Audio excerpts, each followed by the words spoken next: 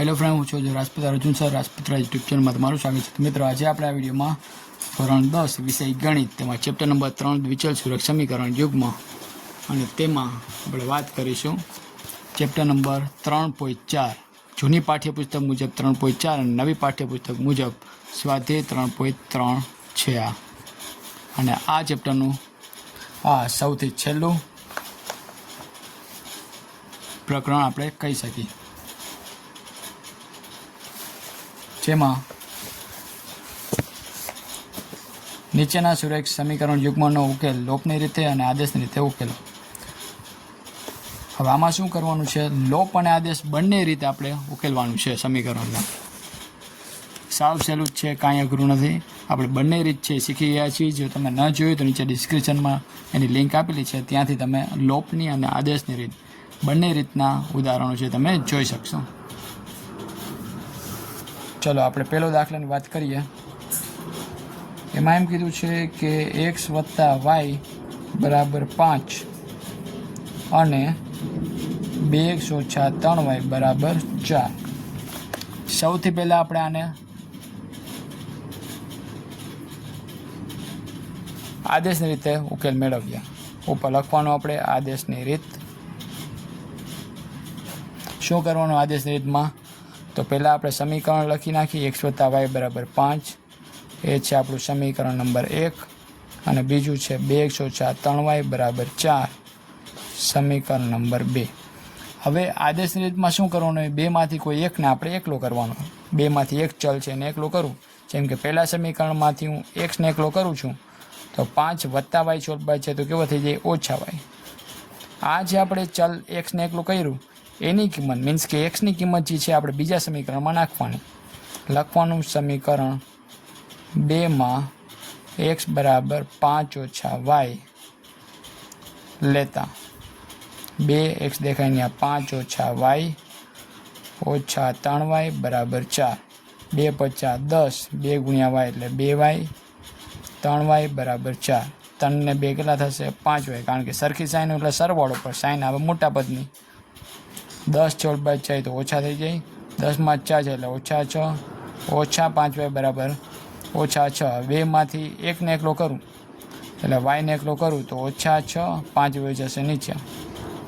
Minus minus cut થઈ જાય એટલે 6/5.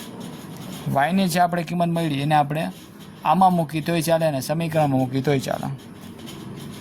લખવાનું x બરાબર 5 - yમાં y બરાબર 6/5 લેતા 5 - 6/5 25 ઓછા 6/5. 25માંથી 6 જાય એટલે 19 અને નીચે આવી જશે 5. આમ સમીકરણનો ઉકેલ મળી ગયો 19/5 અને 6/5. ઉકેલ ગણ xy બરાબર 19/5 અને 6/5. હવે આપણે આ જ દાખલો છે કઈ રીતે લોપની રીતે મેળવીશું. ઉપર લખવાનું એડિંગ લોપની રીત.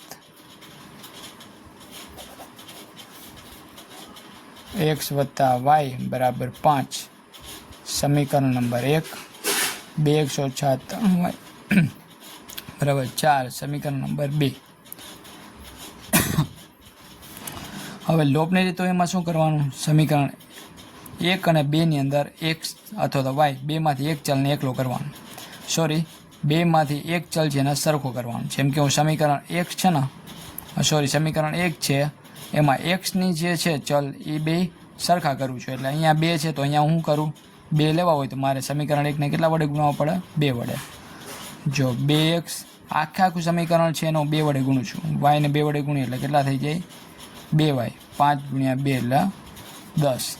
હવે બીજા સમીકરણને કાંઈ કરવાનું નહીં, કારણ કે લોપ ત્યારે જ થશે જ્યારે બે સમીકરણમાં ચલ x જે છે એ સરખો હશે ત્યારે. ચલો અહીંયા માઇનસ સાઇન બદલવાની. નીચલો જે પદ છે આખું એની બધાની સાઇન બદલે. વત્તા છે તો ઓછા થઈ જાય, ઓછા છે તો વત્તા અને વત્તા છે તો ઓછા. હવે આ સાઇન 2ની કેવી થઈ ગઈ? હવે માઇનસ થઈ ગઈ. અહીંયા +2 તો હતા જ. આ +2 અને -2 ઉડી ગયા. +2 અને 3 હવે +3 થઈ ગયા. એટલે 3 ને 2 કેટલા થશે 5y, 10માંથી 4 છે એટલે 6, y બરાબર 6/5. આપણે yની કિંમત મળી. હવે આપણે એની કિંમત સમીકરણ 1 અથવા 2માં નાખવાની. લખવાનું સમીકરણ 1માં, કારણ કે x વત્તા y બરાબર 5 ઇસી સમીકરણ છે, સહેલું છે એટલે આપણે એમાં જ નખાય, આમાં ન નખાય. નાખી તો જવાબ તો આવી જવાનો છે. સમીકરણ 1માં y બરાબર 6/5 લેતા x વત્તા 6/5 બરાબર 5. 5 આને ગુણ્યા 5 ગુણ્યા x એટલે 5x, 6 એમનેમ અને 5 25. 5x બરાબર 25, 6 વચ્ચે માઇનસ થઈ જાય, 25 એટલે 19. 5x બરાબર 19, તેથી x ને એકલો કરું 19/5. આમ સમીકરણનો ઉકેલ ગણ 19/5 અને 6/5 થશે. ખ્યાલ આવી ગયો? ચલો ત્યાર પછી બીજો સમ છે 3x વત્તા 4y બરાબર 10 અને 2x ઓછા 2y બરાબર 2. હવે આને આપણે લોપની રીતે ઉકેલ મેળવીશું અને આદેશની રીત છે એ તમારે હોમવર્કમાં કરવાની રહેશે.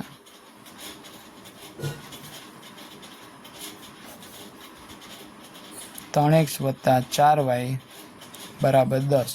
હવે આ સમીકરણ નંબર 2 છે, આ છે સમીકરણ નંબર 1. હવે મારે આના જેવું કરવું હોય તો કેટલા વડે ગુણવું પડે? 2 વડે. તો 2 દુ 4 થઈ જાય, એટલે આખા સમીકરણને પાછી મારે 2 વડે ગુણવાનું. 2 દુ 4x, 4y અને 2 દુ ને 4. હાલો, આ વત્તાના ઓછા ઉડી જાય છે એટલે કાંઈ નિશાની કોઈની બદલવાની નથી. 4 ને 3 થશે 7x, 10 ને 4 14. x ને એકલો કરું 14, 7 વયું જાય નીચે, 7 દુ 14 એટલે x બરાબર કેટલા આવ્યા? 2. એને હું સમીકરણ 1માં નાખું છું. લખવાનું સમીકરણ 1માં x બરાબર 2 લેતા 3x દેખાય ત્યાં 2, 4y બરાબર 10, 3 દુ 6, 4y બરાબર 10, 4y બરાબર 10, 6 બચે માઇનસ થઈ જાય, 10 6 જાય એટલે 4, 4y બરાબર 4, તેથી y બરાબર 4/4. 4 વયા ગયા એટલે કેટલા આવ્યો જવાબ? 1. આમ ઉકેલ ગણ xy બરાબર 2 1 થશે. ત્યાર પછી ત્રીજો સમ 3x ઓછા 5y ઓછા 4 બરાબર 0 અને બીજું છે 9x બરાબર 2y વત્તા 7. સૌથી પહેલાં તો આડું ઉડું સમીકરણ એને આપણે વ્યવસ્થિત કરવું પડે. 3x ઓછા 5y વત્તા ઓછા 4 છે એનું બાદ જવા દો એટલે વત્તા થઈ જાય. આને કહેવાનું સમીકરણ નંબર 1. સેમ એવી રીતે અહીંયા 9x છે, y છે તો એને આ બાદ લઈ લો એટલે માઇનસ થઈ જાય 2y અને બરાબર 7 છે એમને. આને આપણે કહીએ સમીકરણ નંબર 2. ચાલો આને આપણે લોપની રીતે ઉકેલીએ તો સમીકરણ કયું છે એને ગુણાવવું પડશે પહેલાંના. કેટલા વડે? તો કે 3 વડે.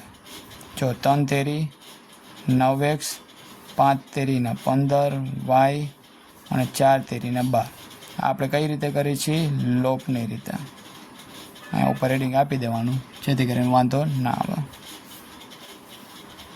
ચલો 9x ને એમને રાખવું, 2y એમને અને 7 પણ એમને. સાઇન બદલીએ, વત્તા છે તો ઓછા, ઓછા છે તો વત્તા, વત્તા છે તો ઓછા. ઓછા 15 ને 2, ઓછે વત્તે ઓછા, 15માંથી 2 છે એટલે કેટલા આવે? 13y. 12માંથી 7 છે એટલે કેટલા આવશે? 5. y બરાબર 5/, કેવા? ઓછા 13. હવે એ જ કિંમત આપણે પહેલા સમીકરણ અથવા બીજામાં મૂકીએ.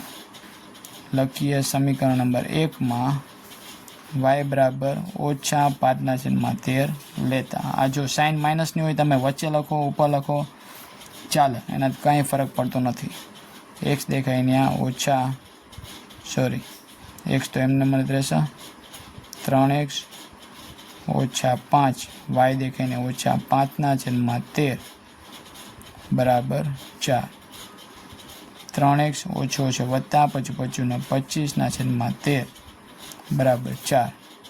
13 આને ગુણે કામ પૂરું કરી નીકળી જાય. 13 તેરીને 39x, પછી એમને 13 ચોકને 52.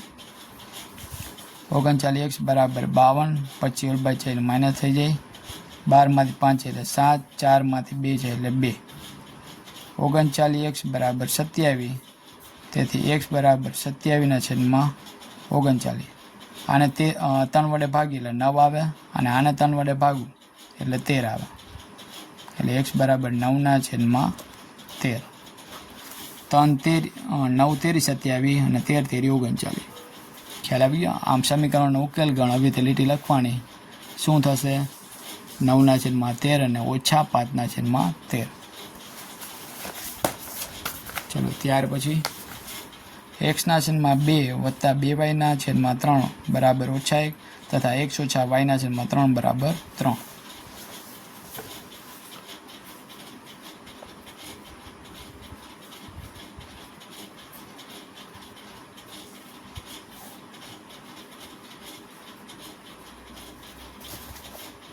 આ પણ આપણે કઈ રીતે લોપની રીતે ઉકેલ મેળવવાનો છે. સૌપ્રથમ આપણે શું કરવાનું? ક્રોસ મલ્ટીપ્લાય કરવો પડશે, કારણ કે છેદ બેને અલગ અલગ છે એટલા માટે. 3 × x એટલે 3x, 2 દુ 4y, 3 દુ 6 ને અહીંયા -1.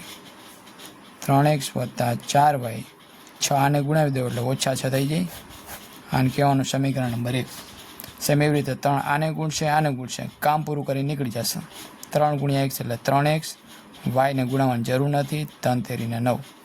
આને કહેશે આપણે સમીકરણ નંબર 2. ચલો હવે બેના એક સરખા જ છે એટલે કાંઈ આપણે ગુણાવવાની જરૂર નથી. 3x વત્તા 4y બરાબર -6, 3x ઓછા y બરાબર 9. ઓછા છે તો વત્તા છે તો ઓછા.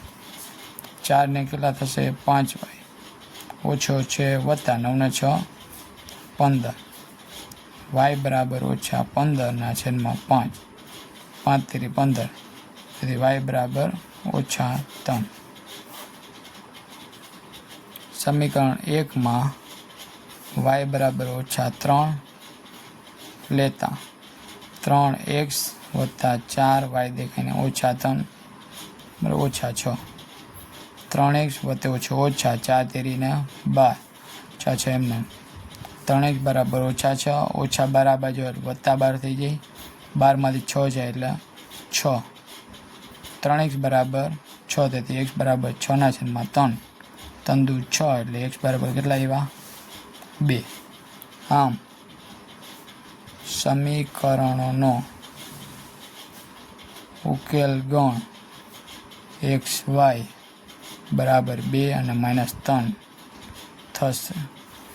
તો મિત્રો અહીં આપણે સ્વાધ્યાય 3.4 એટલે કે નવી પાઠ્યપુસ્તક મુજબ 3.3 એનો પહેલો દાખલો, જેમાં 4 હતા દાખલા, 4 આપણે જોઈ ગયા. જો તમને મિત્રો અમારો વિડીયો પસંદ આવ્યો હોય તો અત્યારે યુટ્યુબ ચેનલને સબસ્ક્રાઈબ કરો, વિડીયોને લાઇક કરો અને તમારા મિત્રોને શેર અવશ્ય કરજો. અને બાજુના બેલ આઇકન બટન પર ક્લિક કરવાનું ભૂલશો નહીં, જેથી કરી અને પછીના જે વિડીયો મૂકવાની તમને નોટિફિકેશન મળતી રહે. તો ફરી પાછા મળશું નેક્સ્ટ વિડીયોમાં. Thank you.